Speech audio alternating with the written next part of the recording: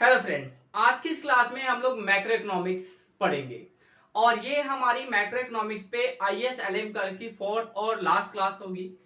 IS-LM curve पे already 3 class हो चुकी हैं। पहली क्लास में हम लोगों ने आईएसएलएम कर्व का बैकग्राउंड सीखा था और सेकंड क्लास में हमने आईएस कर्व को डिटेल में समझा था। थर्ड क्लास में एलएम कर्व को डिटेल में समझा था। इस क्लास में हम लोग सीखेंगे अगर आईएस कर्व और एलएम कर्व की स्टडी को एक साथ मिला के करा जाए तो क्या होगा। देखिए, आपको पता है आईएस कर्व डाउनवर्ड स्लोपिंग होता है जैसा हम इस डायग्राम में दिखा रहे हैं, और जो एलएम कर्व है वो अपवर्ड स्लोपिंग होता है। जिस पॉइंट पर ये दोनों एक दूसरे को काट रहे हैं उस पॉइंट को हम लोगों ने नाम दे दिया है E, and according to point E R star एक इक्विलिब्रियम रेट ऑफ इंटरेस्ट है, Y star equilibrium rate of GDP है। अब ई पॉइंट पर जहां पर ये एक दूसरे को काटते हैं इसका मीनिंग क्या है, इसका इकोनॉमिक इंटरप्रिटेशन क्या है। तो इसका इकोनॉमिक इंटरप्रिटेशन ये है कि अगर आईएस कर्व और एलएम कर्व एक दूसरे को काटेंगे तो इकोनॉमी में एक ही पॉइंट पर मनी मार्केट और गुड्स मार्केट इक्विलिब्रियम में होगी। ऐसा क्यों है? क्योंकि आपको पता है आईएस कर्व ड्रॉ करा गया है गुड्स मार्केट के इक्विलिब्रियम के अकॉर्डिंग, एलएम कर्व को ड्रॉ करा गया है मनी मार्केट के इक्विलिब्रियम के अकॉर्डिंग। तो आईएस कर्व गुड्स मार्केट के इक्विलिब्रियम को दिखाता है, एलएम कर्व मनी मार्केट के इक्विलिब्रियम को दिखाता है। और गुड्स मार्केट को रियल सेक्टर भी बोला जाता है, मनी मार्केट को मॉनेटरी सेक्टर भी बोला जाता है। तो इस पॉइंट पर क्या है, इकोनॉमी के अंदर गुड्स मार्केट और मनी मार्केट दोनों एक साथ इक्विलिब्रियम पे हैं। और इससे आप ऐसे भी कह सकते हो कि रियल सेक्टर और मॉनेटरी सेक्टर दोनों एक साथ इक्विलिब्रियम पे हैं। इस सिचुएशन को हम लोग कहते हैं simultaneously equilibrium of real sector and monetary sector in the economy. तो जिस पॉइंट पर आईएस कर्व और एक एलएम कर्व एक दूसरे को काटते हैं इस सिचुएशन को हम लोग बोलते हैं synthesis of classical and Keynesian thoughts. पहली क्लास में मैंने आपको बताया था हिग्स ने क्या करा था, क्लासिकल थ्योरी और कीन्सियन थ्योरी को दोनों को कंबाइन कर दिया था। तो कंबाइन करके जो रिजल्ट निकलता है that is in front of you. अगर आपसे एग्जाम में कभी पूछा जाए what is the synthesis of classical and Keynesian theory, then you will have to say the intersection of IS curve and LM curve is called synthesis of classical and Keynesian theory। अब देखिए, जो are star है जो equilibrium rate of interest है और जो Y star है जो इक्विलिब्रियम रेट ऑफ जीडीपी है, ये इकोनॉमी के अंदर फुल एम्प्लॉयमेंट की गारंटी नहीं देते हैं। इस इक्विलिब्रियम पे ये जरूरी नहीं है कि इकोनॉमी में फुल एम्प्लॉयमेंट हो। अगर हम इकोनॉमी को फ्रीली चलने दें तो फुल एम्प्लॉयमेंट की कोई गारंटी नहीं है, बट कंट्री में फुल एम्प्लॉयमेंट होना चाहिए।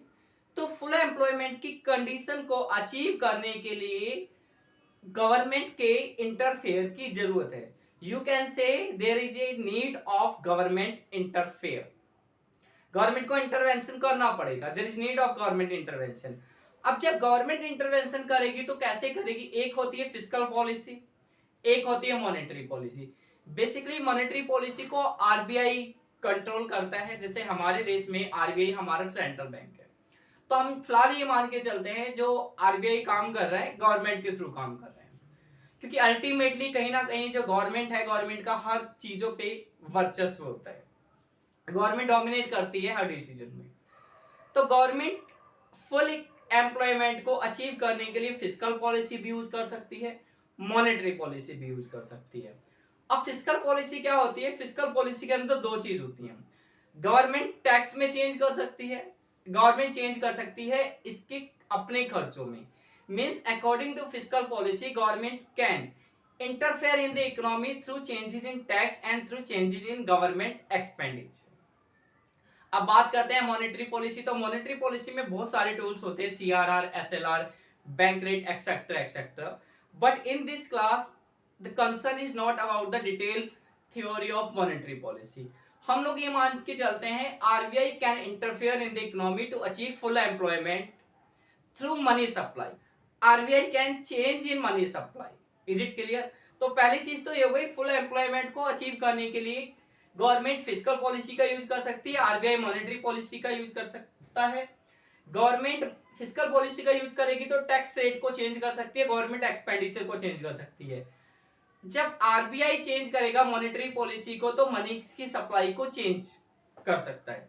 अब आपको एक बात और समझनी है, अगर गवर्नमेंट फिस्कल पॉलिसी यूज करती है तो फिस्कल पॉलिसी का इंपैक्ट पड़ता है आईएस कर्व पे। क्या फिस्कल पॉलिसी का इंपैक्ट पड़ता है आईएस कर्व पे? अगर आरबीआई मॉनेटरी पॉलिसी यूज करती है तो आरबीआई की मॉनेटरी पॉलिसी का इंपैक्ट पड़ता है एलएम कर्व पे। तो ये चीज बिल्कुल क्लियर होनी चाहिए, क्योंकि क्वेश्चन में दिया जाता है फिस्कल पॉलिसी का चेंज हुआ इक्विलिब्रियम पे क्या इंपैक्ट पड़ेगा, मॉनेटरी पॉलिसी में चेंज हुआ इक्विलिब्रियम पे क्या इंपैक्ट पड़ेगा। तो सबसे पहले तो आपको यह पता होना चाहिए कि फिस्कल पॉलिसी का इंपैक्ट आईएस कर्व पे पड़ेगा, मॉनेटरी पॉलिसी का इंपैक्ट पड़ेगा एलएम कर्व पे। अब इसे समझते हैं डिटेल में। अब देखिए फिस्कल पॉलिसी में दो चीजें हैं, एक टैक्स है और एक गवर्नमेंट एक्सपेंडिचर है। गवर्नमेंट टैक्स को बढ़ा भी सकती है, गवर्नमेंट टैक्स को घटा भी सकती है। ऐसे गवर्नमेंट अपने खर्चों को बढ़ा सकती है, गवर्नमेंट अपने खर्चों को घटा सकती है। तो मैं एक केस लेता हूं कि गवर्नमेंट के खर्चे बढ़ गए हैं। गवर्नमेंट के खर्चे बढ़ने का मतलब होगा इन्वेस्टमेंट बढ़ेगा, इन्वेस्टमेंट बढ़ने से एग्रीगेट डिमांड बढ़ेगी। आपको पता है टू सेक्टर इकोनॉमी में क्या होता है, एग्रीगेट डिमांड क्या होता है, सी प्लस आई, और एक थ्री सेक्टर इकोनॉमी में होता है सी प्लस आई प्लस जी। तो अगर जी इंक्रीज हो जाएगा तो एग्रीगेट डिमांड भी बढ़ जाएगी। अब आपको एक बात ध्यान रखनी है, अगर एडी बढ़ता है तो आईएस कर्व राइटवर्ड शिफ्ट हो जाएगा। आईएस कर्व क्या हो जाएगा, राइटवर्ड शिफ्ट। डायग्रामेटिकली आप ऐसे दिखा सकते हो, ये आपका जीडीपी है, ये रेट ऑफ इंटरेस्ट है, ये आपका आईएस कर्व है, इसे आईएस 1 मान लेते हैं। और ये राइटवर्ड शिफ्ट हो गया है, इसको मान लेते हैं आईएस 2। ये राइटवर्ड क्यों शिफ्ट हो गया, कि सरकार के खर्चे बढ़ गए। अब ऐसे ही अगर गवर्नमेंट टैक्स कम कर दे तो टैक्स कम करने का मतलब क्या होता है, देखो हमारी इनकम में से अगर हम टैक्स को घटा दें तो हमारे पास बचती है डिस्पोजेबल इनकम। डिस्पोजेबल इनकम को हम लोग डिनोट करते हैं वाईडी से। तो अगर टैक्स कम हो जाएगा तो इसका मतलब है कम टैक्स अब हम गवर्नमेंट को दे रहे हैं। गवर्नमेंट को कम टैक्स देने का मतलब होता है हमारे पास टैक्स देने के बाद अब जो इनकम बच रही है ज्यादा बच रही है, क्योंकि टैक्स घट गया है। तो डिस्पोजेबल इनकम बढ़ेगी टैक्स कम होने से। डिस्पोजेबल इनकम बढ़ने से हमारा कंजम्पशन बढ़ेगा। अगेन एडी के अंदर क्या आता है, सी प्लस आई प्लस जी। अगर थ्री सेक्टर इकोनॉमी है तो अगर सी भी बढ़ेगा तो भी एडी बढ़ेगा। अगेन एडी बढ़ेगा तो आईएस कर्व किधर शिफ्ट हो जाएगा, राइटवर्ड शिफ्ट। तो कंक्लूजन ये निकलता है कि अगर गवर्नमेंट अपने खर्चे बढ़ा दे तो आईएस कर्व राइटवर्ड शिफ्ट हो जाएगा, अगर गवर्नमेंट टैक्स घटा दे तो भी आईएस कर्व राइटवर्ड शिफ्ट हो जाएगा। ऐसे ही अगर गवर्नमेंट अपने खर्चे घटा दे तो आईएस कर्व लेफ्टवर्ड शिफ्ट हो जाएगा, गवर्नमेंट टैक्स बढ़ा दे तो भी आईएस कर्व शिफ्ट हो जाएगा आपका लेफ्टवर्ड। ये तो बात हो गई फिस्कल पॉलिसी की। फिस्कल पॉलिसी का इंपैक्ट आईएस कर्व पे किस तरह से पड़ेगा मैं आपको डिटेल में बता चुका हूं, आप नोट कर लो। अब देखिए अगर आरबीआई मॉनेटरी पॉलिसी को यूज करता है तो क्या होगा, मनी सप्लाई को या तो बढ़ाया जा सकता है या फिर मनी सप्लाई को घटाया जा सकता है। अगर मनी सप्लाई को आरबीआई बढ़ा देता है तो मनी सप्लाई के बढ़ने से क्या होगा, रियल बैलेंस बढ़ जाएगा।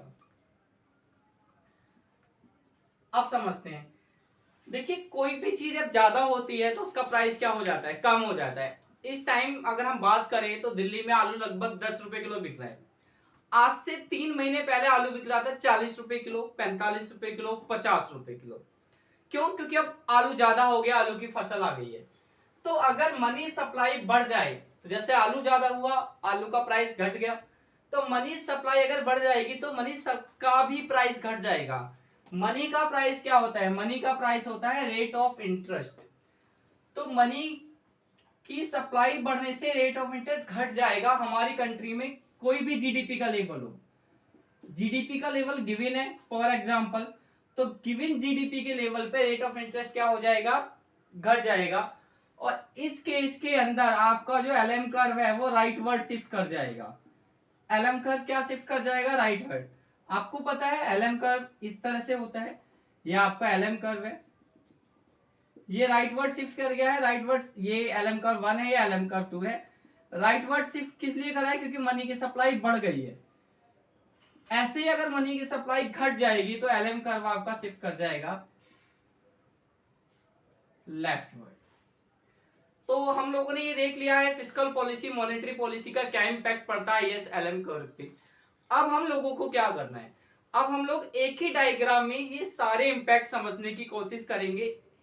एक ही डायग्राम में हम लोग आईएस कर्व और एलएम कर्व में शिफ्ट करके दिखाएंगे। देखिए ये मैंने एक डायग्राम बनाया है और इस डायग्राम के अंदर ये एलएम कर्व है। पहले इस एलएम कर्व के हम लोग दो पार्ट पे फोकस करते हैं। देखिए ये वाला पोर्शन, ये जो मैंने थोड़ा बोल्ड कर दिया है, अगर आप देखो तो ये वाला पोर्शन एलएम कर्व का है। यहाँ पे एलएम कर्व परफेक्टली इलास्टिक है, it is parallel to horizontal axis. अब अगर मैं इस पोर्शन की बात करूं, ये वाला जो पोर्शन है जिसे मैं यहाँ पे भी इसको डार्क कर रहा हूं, यहाँ पे एलएम कर्व परफेक्टली इनइलास्टिक है। आप कह सकते हो कि एलएम कर्व वर्टिकल एक्सिस के पैरेलल है। अब ये वाला जो पोर्शन है एलएम कर्व का, इस पोर्शन को हम लोग बोलते हैं लिक्विडिटी ट्रैप। लिक्विडिटी ट्रैप क्या होता है, मैंने इस पे मैक्रो इकोनॉमिक्स की जो हमारी क्लास थी क्लास 4, मैक्रो इकोनॉमिक्स की 4th क्लास लिक्विडिटी ट्रैप पे थी। डिटेल में समझना चाहते हो तो उस क्लास को देख लेना। तो ये वाला पोर्शन लिक्विडिटी ट्रैप है, ठीक है। और लिक्विडिटी ट्रैप का जो पोर्शन है बेसिकली ये वाला पोर्शन, इस पोर्शन को हम लोग कीन्सियन रेंज भी कहते हैं। तो इन केस एग्जाम में कभी पूछा जाए व्हाट इज द कीन्सियन रेंज, तो कीन्स की जो रेंज होती है वो होती है जिस पार्ट पे एलएम कर्व परफेक्टली इलास्टिक होता है, एलएम कर्व होता है पैरेलल टू हॉरिजॉन्टल एक्सिस। अब आपको ये ध्यान रखना है, ये वाला जो हमारा पोर्शन है, जो हमारी लिक्विडिटी ट्रैप है, लिक्विडिटी ट्रैप में मॉनेटरी पॉलिसी इनइफेक्टिव हो जाती है। ये बात आपको ध्यान रखनी है। ये बात मैं लिक्विडिटी ट्रैप में भी बता चुका हूं कि लिक्विडिटी ट्रैप के केस में मॉनेटरी पॉलिसी इनइफेक्टिव हो जाती है। तो अगर गवर्नमेंट इंटरफेयर करना चाहती है इकोनॉमी में, तो गवर्नमेंट को मॉनेटरी पॉलिसी यूज नहीं करनी चाहिए। अगर आपसे पूछा जाए कि लिक्विडिटी ट्रैप में मॉनेटरी पॉलिसी यूज करनी चाहिए, तो लिक्विडिटी ट्रैप में मॉनेटरी पॉलिसी यूज नहीं करनी चाहिए, क्योंकि मॉनेटरी पॉलिसी हो जाती है इनइफेक्टिव। इनइफेक्टिव क्यों हो जाती है ऑलरेडी हम लोग लिक्विडिटी ट्रैप में पढ़ चुके हैं मैक्रो इकोनॉमिक्स क्लास 4। आप चैनल के प्लेलिस्ट में जाना, मैक्रो इकोनॉमिक्स की प्लेलिस्ट है, वहां पे जाके आपको सारी क्लासेस सीरियल वाइज मिल जाएंगी, ठीक है। तो इस केस में हम लोग मॉनेटरी पॉलिसी तो यूज नहीं कर सकते, तो हमें क्या करना चाहिए, हमें यूज करनी चाहिए फिस्कल पॉलिसी। तो जब फिस्कल पॉलिसी यूज करते हैं तो क्या होता है, फॉर एग्जांपल ये आईएस 1 है, आपको पता है आईएस कर्व राइटवर्ड शिफ्ट हो जाता है या फिर लेफ्टवर्ड। हम ये मान के चलते हैं गवर्नमेंट कंट्री के अंदर रिसेशन है, तो गवर्नमेंट आईएस कर्व को राइटवर्ड शिफ्ट करेगी। राइटवर्ड किस लिए शिफ्ट करेगी, राइटवर्ड शिफ्ट करेगी क्योंकि उसको जीडीपी का लेवल बढ़ाना है। तो ये आईएस 1 था और इसको नाम दे देते हैं हम लोग IS 1 prime. This is standing for prime. तो क्या होगा, देखिए जीडीपी का लेवल पहले था y1, अब हो गया आपका जीडीपी का level y1 prime. Rate of interest पे कोई भी इंपैक्ट नहीं होगा, ठीक है। तो अगर इकोनॉमी हमारी इस पोर्शन से गुजर रही है, लिक्विडिटी ट्रैप से गुजर रही है, तो गवर्नमेंट इंटरफेयर करेगी आईएस कर्व के थ्रू, ठीक है। इसे आप नोट कर लो। अब हम इस पोर्शन की बात करते हैं, ये वाला पोर्शन जहां पे आपका एलएम कर्व वर्टिकल हो जाता है। तो इस पोर्शन के अंदर पहले तो समझ लो इस पोर्शन को कहते क्या है। इस पोर्शन को कहते हैं क्लासिकल रेंज। अगर आपसे पूछा जाए क्लासिकल रेंज क्या होती है, तो क्लासिकल रेंज का मतलब उस सिचुएशन से होता है जहां पे एलएम कर्व परफेक्टली इनइलास्टिक हो जाता है, वर्टिकल एक्सिस के पैरेलल हो जाता है। इस केस में आपकी फिस्कल पॉलिसी इनइफेक्टिव हो जाती है। फिस्कल पॉलिसी इनइफेक्टिव होगी, उसका कोई इंपैक्ट नहीं पड़ेगा। देखते हैं, प्रूव करके देखते हैं। तो ये आपका एक आईएस कर्व है, for example IS 3। Fiscal policy use करिए, आईएस कर्व को राइटवर्ड शिफ्ट कर दिया। ये मैंने सीधा बना दिया है, आप इसे कर्व की फॉर्म में भी बना सकते हैं, ऐसे भी बना सकते हो। सीधा बन गया, मैंने सोचा अब क्या करूंगा, वैसे ही रहने दूं। तो ये हो गया आपका IS3 प्राइम। अब आप यहाँ पे देखिए, यहां से यहाँ पे जो शिफ्ट हुआ है, तो शिफ्ट होने का इम्पैक्ट क्या पड़ा है, जीडीपी पे तो कोई इम्पैक्ट पड़ा नहीं। जीडीपी पहले भी इतनी थी, जीडीपी अब भी इतनी है, इम्पैक्ट क्या पड़ा, सिर्फ रेट ऑफ इंटरेस्ट आपका बढ़ गया। तो कंक्लूजन क्या निकलता है, कंक्लूजन ये निकलता है इस केस में फिस्कल पॉलिसी इफेक्टिव थी, इस केस में फिस्कल पॉलिसी इफेक्टिव नहीं है, ठीक है। और इस वाले पोर्शन को हम लोग बोलते हैं क्लासिकल रेंज।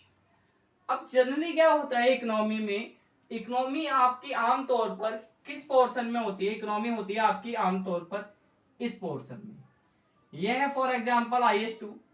इस केस में अगर फिस्कल पॉलिसी का यूज करा जाता है तो ये IS2 प्राइम नाम दे दिया है हमने। तो देखिए क्या हुआ, ये जीडीपी का लेवल था, ये था आपका रेट ऑफ इंटरेस्ट, जीडीपी का लेवल भी आपका बढ़ गया और रेट ऑफ इंटरेस्ट भी आपका बढ़ गया। तो आमतौर पर ये होता है कि जब आप फिस्कल पॉलिसी को यूज करते हो तो IS कर्व में शिफ्ट होता है, और IS कर्व में शिफ्ट होने का इंपैक्ट रेट ऑफ इंटरेस्ट पे भी पड़ता है, और IS कर्व में शिफ्ट होने का इंपैक्ट जीडीपी पे भी पड़ता है। कीन्स की जो रेंज है वो ये कहती है कि IS कर्व जब आप शिफ्ट करोगे तो इंपैक्ट सिर्फ जीडीपी पे पड़ेगा, रेट ऑफ इंटरेस्ट पे नहीं पड़ेगा। क्लासिकल रेंज में क्या होता है, इंपैक्ट पड़ता है सिर्फ रेट ऑफ इंटरेस्ट पे, जीडीपी पे कोई इंपैक्ट नहीं पड़ता है, और अगर इकोनॉमी यहां पर है तो इंपैक्ट पड़ेगा दोनों पे। तो आज की इस क्लास में बस इतना ही, मिलेंगे नेक्स्ट क्लास में। नेक्स्ट क्लास से हम लोग स्टार्ट करेंगे न्यू क्लासिकल थ्योरी को, और new classical theory basically ISLM model भी न्यू क्लासिकल थ्योरी का एक पार्ट है जिसे दिया था हिक्स ने, और हिक्स आपको पता है न्यू क्लासिकल इकोनॉमिस्ट है। नेक्स्ट क्लास से हम लोग पढ़ेंगे सोलो मॉडल। सोलो मॉडल दिया था रॉबर्ट सोलो ने, रॉबर्ट सोलो भी न्यू क्लासिकल इकोनॉमिस्ट ही हैं, और सोलो मॉडल बहुत इंपॉर्टेंट मॉडल है क्योंकि जो इकोनॉमिक ग्रोथ के जितने भी मॉडल हैं उस मॉडल उन सभी मॉडलों के अंदर जो सोलो मॉडल है वो बहुत ही ज्यादा इंपॉर्टेंट है। तो मिलते हैं नेक्स्ट क्लास में, टिल देन गुड बाय।